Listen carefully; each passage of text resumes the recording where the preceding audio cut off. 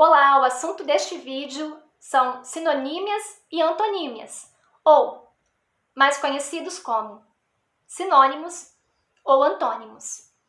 Pessoal, essas duas categorias de análise linguística pertencem ao campo da semântica, cujo interesse é entender melhor como funcionam os significados na língua portuguesa.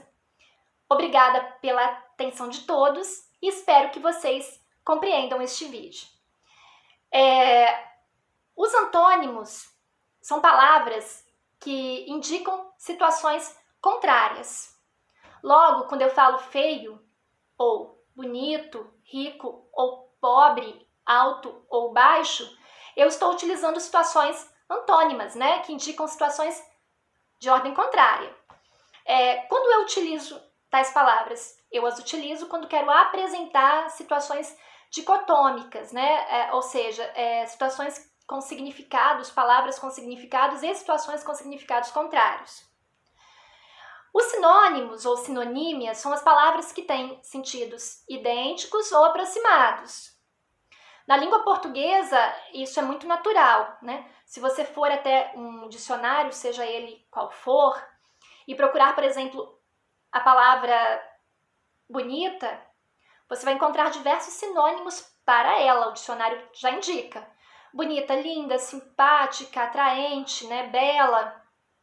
E você vai perceber que o sinônimo, muitas vezes, ele não carrega um sentido idêntico, mas simplesmente um sentido aproximado.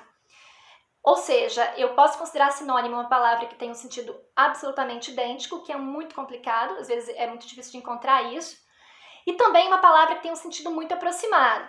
Então, se eu me refiro à palavra casa, por exemplo, né, lar é um sinônimo de casa, mas as palavras casa e lar, elas guardam algumas diferenças, mesmo que minúsculas.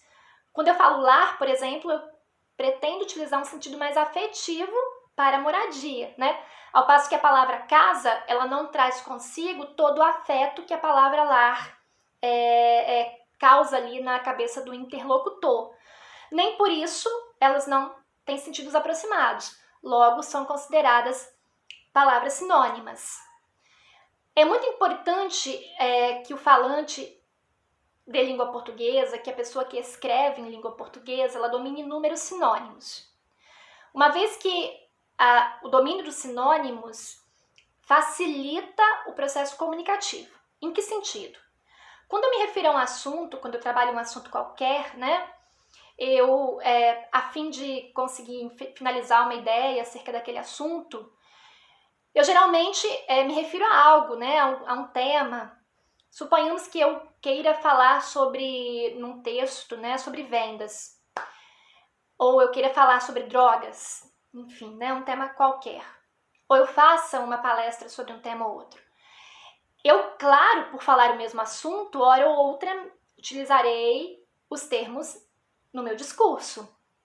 Agora, o que ocorre? Quando eu falo ou quando eu escrevo e repito demais uma mesma palavra, eu transformo esse texto num texto extremamente enjoativo para quem o ouve ou para quem o lê. Já perceberam quando vocês escutam ou leem alguma coisa e o tempo todo uma palavra fica ali sendo repetida, repetida e repetida? O meu cérebro, ele desliga do assunto em si e ele começa a se fixar de tal forma naquela palavra que eu, como interlocutor daquilo que leio ou escuto, eu não consigo me fixar no assunto principal daquilo que é dito, uma vez que o meu cérebro ele se fixa na palavra que é repetida o tempo todo. O que ocorre então? O sinônimo ele é usado para dar coesão, ou seja, para tornar o texto ou a fala fluida, né? De forma que o falante entenda o assunto, mas tenha prazer também ao ouvir aquilo. Então, o que ocorre? Ao escrever ou ao falar, eu preciso substituir as palavras principais, né, as palavras que sedimentam o meu discurso, por sinônimos. Então, se eu escrevo um aviso qualquer, né, os alunos procuraram a diretoria para falar acerca de um problema nas aulas de português.